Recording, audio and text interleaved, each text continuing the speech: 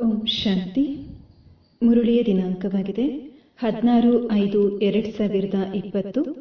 ಪ್ರಾತಃ ಮುರುಳಿ ಬಾಪ್ತಾದ ಮಧುಬನ. ಬಾಬಾ ತಿಳಿಸುತ್ತಾರೆ, ಮಧುರ ಮಕ್ಕಳೇ, ಈಗ ಡ್ರಾಮಾದ ಚಕ್ರವು ಪೂರ್ಣವಾಗುತ್ತಿದೆ. ನೀವು ಕ್ಷೀರಖಂಡವಾಗಿ ಹೊಸ ಪ್ರಪಂಚದಲ್ಲಿ ಬರಬೇಕಾಗಿದೆ. ಅಲ್ಲಿ ಎಲ್ಲರೂ ಕ್ಷೀರಖಂಡವಾಗಿರುತ್ತಾರೆ. ಇಲ್ಲಿ ಎಲ್ಲರೂ ಉಪ್ಪು ನೀರಾಗಿದ್ದಾರೆ. ಪ್ರಶ್ನೆ: ನೀವು ತ್ರಿನೇತ್ರಿ ಮಕ್ಕಳು ಯಾವ ಜ್ಞಾನವನ್ನು ಅರಿತು ತ್ರಿಕಾಲದರ್ಶಿಗಳಾಗಿ ಬಿಟ್ಟಿದ್ದೀರಿ? ಉತ್ತರ: ನಿಮಗೆ ಈಗ ಇಡೀ ವಿಶ್ವದ ಚರಿತ್ರೆ ಭೂಗೋಳದ ಜ್ಞಾನವು ಸಿಕ್ಕಿದೆ. ಸತ್ಯುಗದಿಂದ ಹಿಡಿದು ಕಲಿಯುಗದ ಅಂತ್ಯದವರೆಗೆ ಚರಿತ್ರೆ ಭೂಗೋಳವನ್ನು ತಿಳಿದುಕೊಂಡಿದ್ದೀರಿ. ನಿಮಗೆ ಜ್ಞಾನದ 3ನೇ ನೇತ್ರವು ಸಿಕ್ಕಿತು. ಆತ್ಮವು ಒಂದು ಶರೀರವನ್ನು ಬಿಟ್ಟು ಇನ್ನೊಂದನ್ನು ತೆಗೆದುಕೊಳ್ಳುತ್ತದೆ. ಸಂಸ್ಕಾರವು ಆತ್ಮದಲ್ಲಿದೆ. ಈಗ ತಂದೆಯು ತಿಳಿಸುತ್ತಾರೆ, ಮಕ್ಕಳೇ, ನಾಮರೂಪದಿಂದ ಭಿನ್ನವಾಗಿ ತಮ್ಮನ್ನ ಅಶರೀರಿ ಆತ್ಮನೆಂದು ತಿಳಿಯಿರಿ. ಗೀತೆಯಾಗಿದೆ, ಧೈರ್ಯವನ್ನು ತಾಳುವ ಮಾನವ. ಓಂ ಶಾಂತಿ. ಕಲ್ಪಕಲ್ಪವು ಮಕ್ಕಳಿಗೆ ಹೇಳಲಾಗುತ್ತದೆ ಮತ್ತು ಮಕ್ಕಳಿಗೂ ತಿಳಿದಿದೆ, ಬೇಗನೆ ಸತ್ಯುಗವು ತಯಾರಾಗಿ ಬಿಟ್ಟರೆ ಈ ದುಃಖದಿಂದ ಮುಕ್ತರಾಗಿ ಬಿಡುತ್ತೇವೆ ಎಂದು ಮನಸ್ಸಾಗುತ್ತದೆ. ಆದರೆ ನಾಟಕವು ಬಹಳ ನಿಧಾನವಾಗಿ ನಡೆಯುವಂಥದ್ದಾಗಿದೆ. ತಂದೆಯು ಧೈರ್ಯವನ್ನು ಕೊಡುತ್ತಾರೆ, ಮಕ್ಕಳೇ, ಇನ್ನು ಸ್ವಲ್ಪ ದಿನಗಳೇ ಉಳಿದಿವೆ. ದೊಡ್ಡವರು ಸಹ ಪ್ರಪಂಚವು ಬದಲಾಗಲಿದೆ ಎಂಬ ಶಬ್ದವನ್ನು ಹೇಳುತ್ತಿರುತ್ತಾರೆ. ಯಾರೆಲ್ಲ ಪೋಪರ ತರಹ ದೊಡ್ಡವರಾಗಿದ್ದಾರೆ ಅವರೂ ಸಹ ಹೇಳುತ್ತಾರೆ ಪ್ರಪಂಚವು ಬದಲಾಗಲಿದೆ ಎಂದು. ಒಳ್ಳೆಯದು. ಮತ್ತೆ ಶಾಂತಿಯು ಹೇಗೆ ಸ್ಥಾಪನೆಯಾಗುವುದು? ಈ ಸಮಯದಲ್ಲಿ ಎಲ್ಲರೂ ಉಪ್ಪು ನೀರಾಗಿದ್ದಾರೆ. ನಾವೀಗ ಕ್ಷೀರಖಂಡವಾಗುತ್ತಿದ್ದೇವೆ. ಒಂದು ಕಡೆ ದಿನ ಪ್ರತಿದಿನ ಉಪ್ಪು ನೀರಾಗಿ ವರ್ತಿಸುತ್ತಾ ಹೋಗುತ್ತಾರೆ. ಪರಸ್ಪರ ಹೊಡೆದಾಡಿ ಜಗಳವಾಡಿ ಸಮಾಪ್ತಿಯಾಗುತ್ತಾರೆ. ತಯಾರಿಗಳು ನಡೆಯುತ್ತಿವೆ. ಈ ನಾಟಕದ ಚಕ್ರವು ಪೂರ್ಣವಾಗುತ್ತದೆ.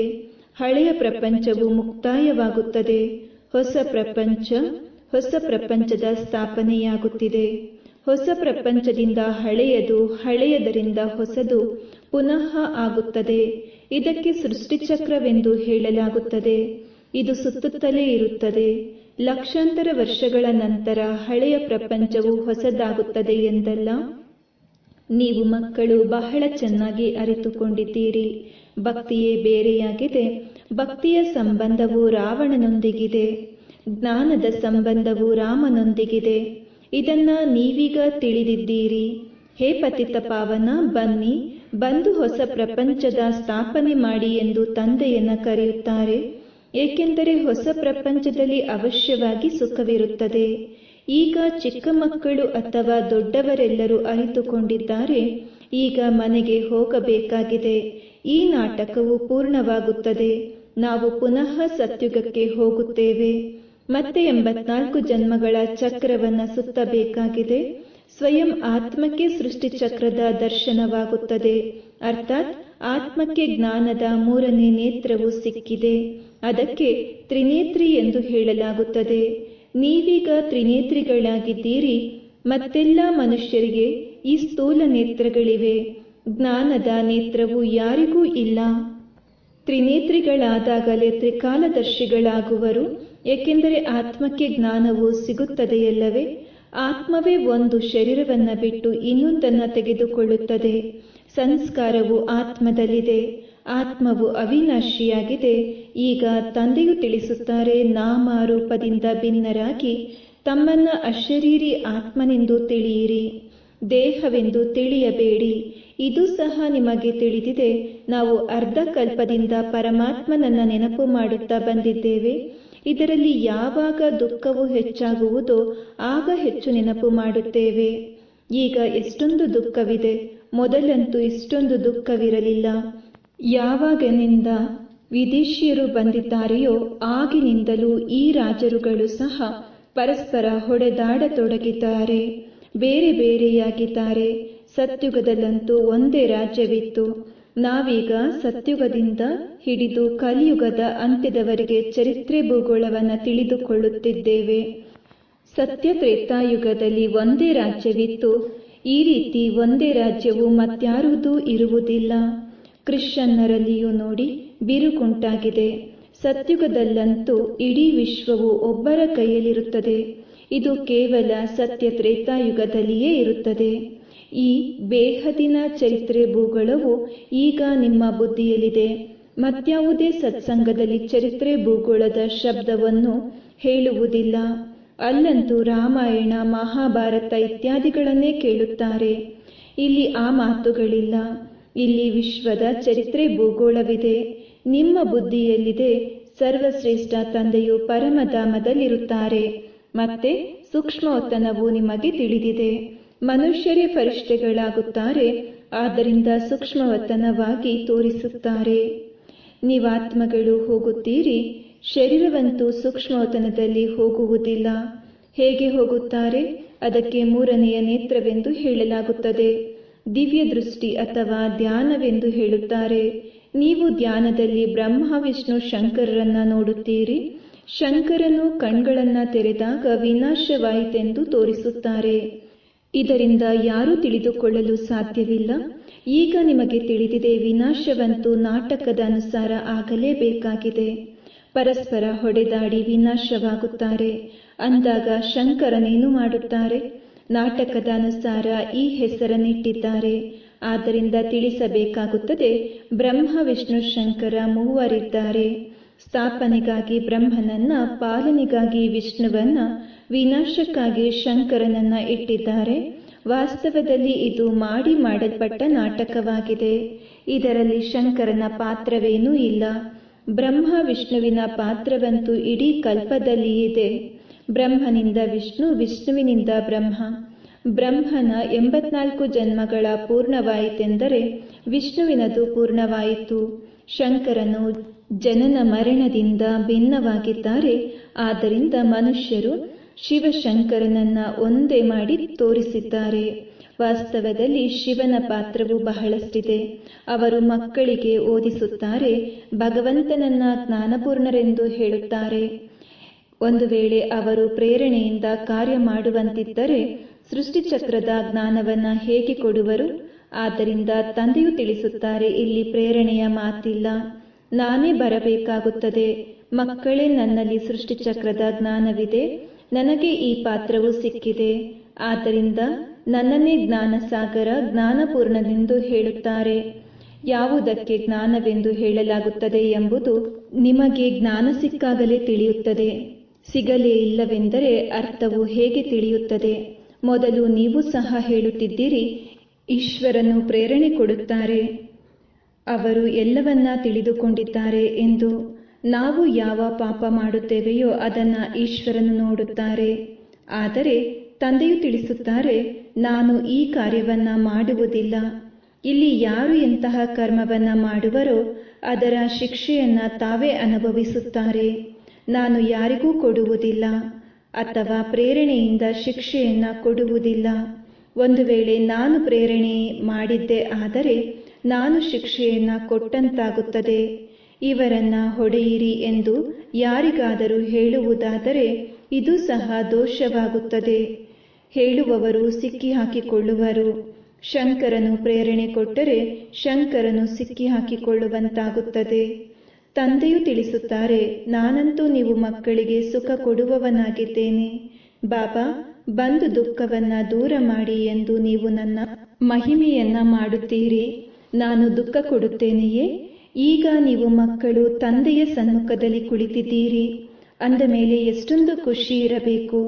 ಇಲ್ಲಿ ಸನ್ಮುಖದಲ್ಲಿ ಅನುಭವವಾಗುತ್ತದೆ. ತಂದೆಯು ನಮಗೆ ಓದಿಸುತ್ತಾರೆ.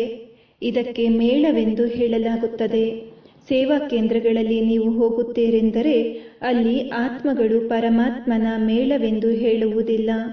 ಆತ್ಮಗಳು ಮತ್ತು ಪರಮಾತ್ಮನ ಮೇಳವು ಇಲ್ಲಿಯೇ, ಅಂದರೆ ಮಧುಬನದಲ್ಲಿಯೇ ಆಗುತ್ತದೆ. ಇದನ್ನ ನೀವು ತಿಳಿದುಕೊಂಡಿದ್ದೀರಿ. ಈಗ ಮೇಳವೂ ಸೇರಿದೆ. ತಂದೆಯು ಮಧ್ಯದಲ್ಲಿ ಬಂದಿದ್ದಾರೆ. ಆತ್ಮಗಳೆಲ್ಲರೂ ಇಲ್ಲಿದ್ದೀರಿ.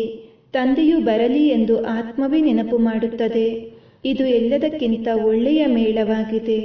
ತಂದೆಯು ಬಂದು ಎಲ್ಲ ಆತ್ಮಗಳನ್ನ ರಾವಣನ ರಾಜ್ಯದಿಂದ ಬಿಡಿಸುತ್ತಾರೆ. ಅಂದ ಮೇಲೆ ಇದು ಒಳ್ಳೆಯ ಮೇಳವಾಯಿತಲ್ಲವೇ? ಇದರಿಂದ ಮನುಷ್ಯರು ಪಾರಸ ಬುದ್ಧಿ ಉಳ್ಳವರಾಗುತ್ತಾರೆ. ಆ ಹೊರಗಿನ ಮೇಳಗಳಲ್ಲಂತೂ ಮನುಷ್ಯರು ಮೈಲಿಗೆಯಾಗಿ ಬಿಡುತ್ತಾರೆ. ಬಹಳಷ್ಟು ಹಣವನ್ನ ಖರ್ಚು ಮಾಡುತ್ತಾರೆ, ಸಿಗುವುದೇನೂ ಇಲ್ಲ. ಅದಕ್ಕೆ ಮಾಯಾವಿ ಆಸುರಿ ಮೇಳವೆಂದು ಹೇಳಲಾಗುತ್ತದೆ. ಇದು ಈಶ್ವರ್ಯ ಮೇಳವಾಗಿದೆ. ರಾತ್ರಿ ಹಗಲಿನ ಅಂತರವಿದೆ. ನೀವು ಸಹ ಆಸುರಿ ಮೇಳದಲ್ಲಿ ಇದ್ದವರು ಈಗ ಈಶ್ವರ್ಯ ಮೇಳದಲ್ಲಿದ್ದೀರಿ. ನಿಮಗೆ ತಿಳಿದಿದೆ, ತಂದೆಯು ಬಂದಿದ್ದಾರೆ. ಒಂದು ವೇಳೆ ಈ ಮಾತನ್ನ ಎಲ್ಲರೂ ಅರಿತುಕೊಂಡರೆ ಇಲ್ಲಿ ಎಷ್ಟೊಂದು ಜನಸಂದಣಿಯಾಗಿ ಬಿಡುವುದೋ ಗೊತ್ತಿಲ್ಲ. ಎಲ್ಲರೂ ಇರುವುದಕ್ಕಾಗಿ ಅಷ್ಟು ಮನೆಗಳನ್ನ ಎಲ್ಲಿಂದ ತರುವುದು? ಅಹೋ ಪ್ರಭು, ನಿನ್ನ ಲೀಲೆ ಅಪರಮಪಾರ ಎಂದು ಅಂತಿಮದಲ್ಲಿ ಹಾಡುತ್ತಾರಲ್ಲವೇ? ಅಂದಾಗ ಯಾವ ಲೀಲೆ? ಸೃಷ್ಟಿಯನ್ನ ಬದಲಾವಣೆ ಮಾಡುವ ಲೀಲೆ. ಇದು ಎಲ್ಲದಕ್ಕಿಂತ ದೊಡ್ಡ ಲೀಲೆಯಾಗಿದೆ. ಹಳೆಯ ಪ್ರಪಂಚವು ಸಮಾಪ್ತಿಯಾಗುವುದಕ್ಕೆ ಮೊದಲೇ ಹೊಸ ಪ್ರಪಂಚದ ಸ್ಥಾಪನೆಯಾಗುವುದು. ಆದ್ದರಿಂದ ಅನ್ಯರಿಗೆ ತಿಳಿಸುವಾಗ ಮೊದಲು ಸ್ಥಾಪನೆ, ವಿನಾಶ, ನಂತರ ಪಾಲನೆ ಎಂದು ಹೇಳಬೇಕಾಗಿದೆ. ಯಾವಾಗ ಸಂಪೂರ್ಣ ಸ್ಥಾಪನೆಯಾಗಿ ಬಿಡುವುದೋ ಅನಂತರ ವಿನಾಶವೂ ಆಗುವುದು, ನಂತರ ಹೊಸ ಪ್ರಪಂಚದ ಪಾಲನೆಯಾಗುವುದು. ಅಂದಾಗ ನೀವು ಮಕ್ಕಳಿಗೆ ಇದೇ ಖುಷಿ ಇರುತ್ತದೆ, ನಾವು ಸ್ವದರ್ಶನ ಚಕ್ರಧಾರಿ ಬ್ರಾಹ್ಮಣರಾಗಿದ್ದೇವೆ, ಮತ್ತೆ ನಾವು ಚಕ್ರವರ್ತಿ ರಾಜರಾಗುತ್ತೇವೆ. ಈ ದೇವತೆಗಳ ರಾಜ್ಯವು ಎಲ್ಲಿ ಹೋಯಿತೆಂದು ಯಾರಿಗೂ ತಿಳಿದಿಲ್ಲ. ಅದರ ಹೆಸರು ಗುರುತೇ ಮರೆಯಾಗಿ ಬಿಟ್ಟಿದೆ. ದೇವತೆಗಳಿಗೆ ಬದಲು ತಮ್ಮನ್ನ ಹಿಂದೂಗಳೆಂದು ಹೇಳಿಕೊಳ್ಳುತ್ತಾರೆ. ಹಿಂದೂಸ್ತಾನದವರು ಹಿಂದೂಗಳಾಗಿದ್ದಾರೆ. ಲಕ್ಷ್ಮೀನಾರಾಯಣರಿಗೆ ಈ ರೀತಿ ಎಂದಿಗೂ ಹೇಳುವುದಿಲ್ಲ. ಅವರಿಗೆ ದೇವತೆಗಳೆಂದು ಹೇಳಲಾಗುತ್ತದೆ. ಅಂದಾಗ ನಾಟಕದ ಅನುಸಾರ ನೀವು ಈ ಮೇಳದಲ್ಲಿ ಬಂದಿದ್ದೀರಿ.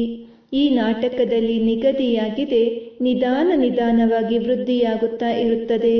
ನಿಮ್ಮದು ಯಾವುದೆಲ್ಲ ಪಾತ್ರವು ನಡೆಯುತ್ತದೆಯೋ ಇದು ಕಲ್ಪವೂ ಕಲ್ಪದ ನಂತರವೂ ನಡೆಯುತ್ತದೆ. ಈ ಚಕ್ರವು ಸುತ್ತುತ್ತಿರುತ್ತದೆ.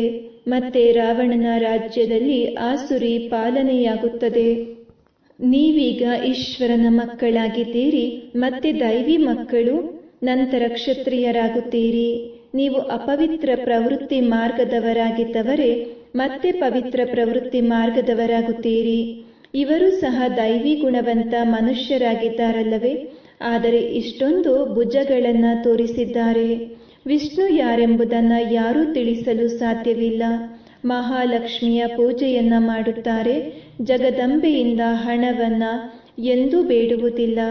ಹೆಚ್ಚಿನ ಹಣವು ಬಂತೆಂದರೆ ಲಕ್ಷ್ಮಿಯ ಪೂಜೆ ಮಾಡಿದೆವು, ಆದ್ದರಿಂದ ಲಕ್ಷ್ಮಿಯು ಭಂಡಾರವನ್ನ ತುಂಬಿಸಿದಳು ಎಂದು ಹೇಳುತ್ತಾರೆ. ಇಲ್ಲಂತೂ ನೀವು ಪರಂಪಿತ ಪರಮಾತ್ಮ ಶಿವನ ಮೂಲಕ ಜಗದಂಬೆಯಿಂದ ಪಡೆಯುತ್ತಿದ್ದೀರಿ. ಕೊಡುವವರಂತೂ ತಂದೆಯಾಗಿದ್ದಾರೆ. ನೀವು ಮಕ್ಕಳು ಬಾಪ್ತಾದರವರಿಗಿಂತಲೂ ಭಾಗ್ಯಶಾಲಿಗಳಾಗಿದ್ದೀರಿ. ನೋಡಿ, ಜಗದಂಬೆಯ ಎಷ್ಟೊಂದು ಮೇಳವಾಗುತ್ತದೆ.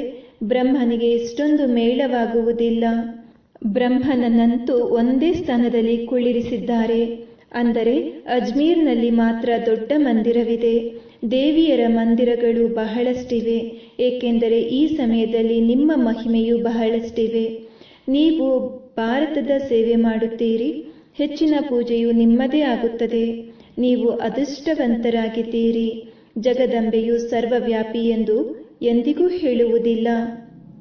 ನಿಮ್ಮದು ಮಹಿಮೆಯಾಗುತ್ತಾ ಇರುತ್ತದೆ. ಬ್ರಹ್ಮ ವಿಷ್ಣು ಶಂಕರನಿಗೂ ಸಹ ಸರ್ವವ್ಯಾಪಿ ಎಂದು ಹೇಳುವುದಿಲ್ಲ.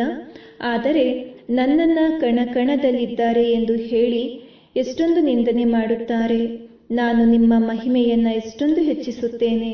ಭಾರತ ಮಾತೆಗೆ ಜಯವಾಗಲಿ ಎಂದು ಹೇಳುತ್ತಾರಲ್ಲವೇ? ಭಾರತ ಮಾತೆಯರು ನೀವಾಗಿದ್ದೀರಿ. ಧರಣಿಯೆಲ್ಲ ಈಗ ಧರಣಿ ಇತ್ಯಾದಿ ಎಲ್ಲವೂ ತಮೋ ಪ್ರಧಾನವಾಗಿದೆ.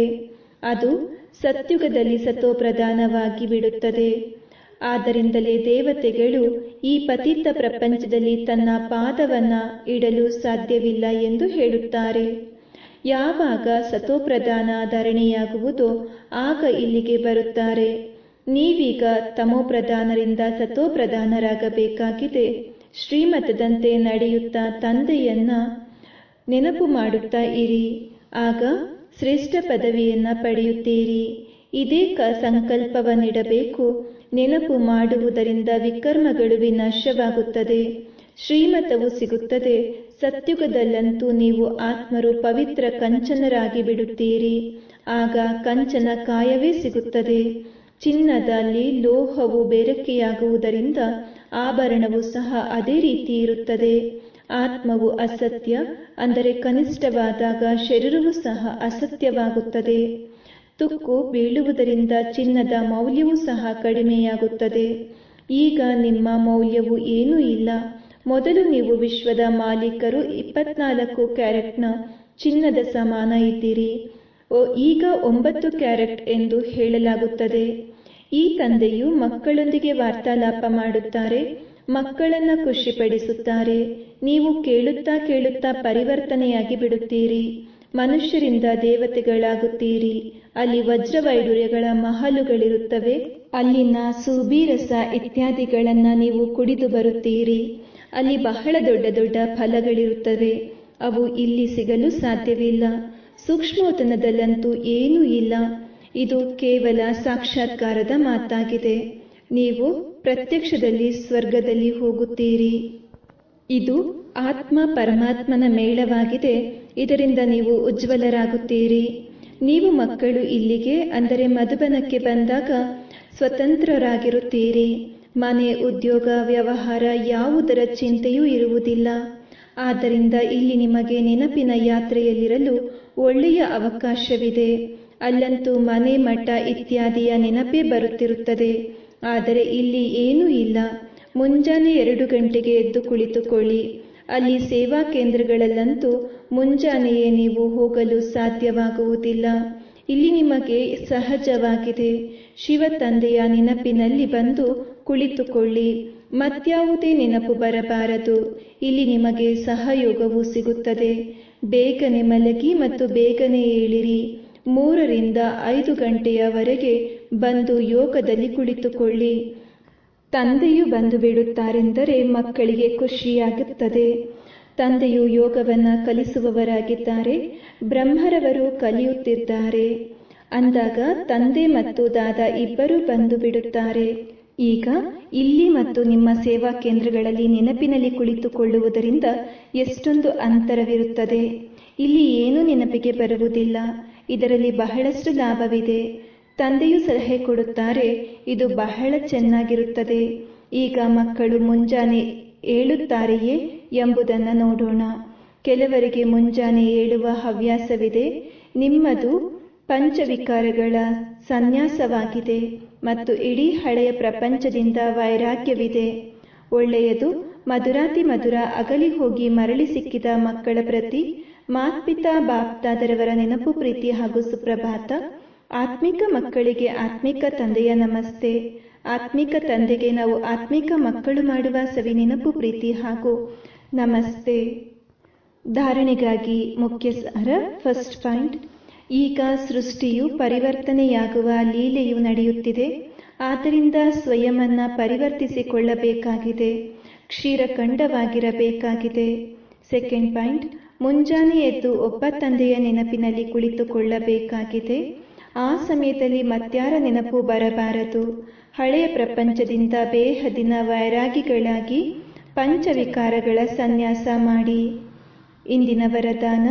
ದೂರ ಸರಿಯುವುದರ ಬದಲು ಪ್ರತಿಗಳಿಗೆ ತಂದೆಯ ಆಶ್ರಯದ ಅನುಭವ ಮಾಡುವಂತಹ ನಿಶ್ಚಯ ಬುದ್ಧಿ ವಿಜಯೀ ಭವ.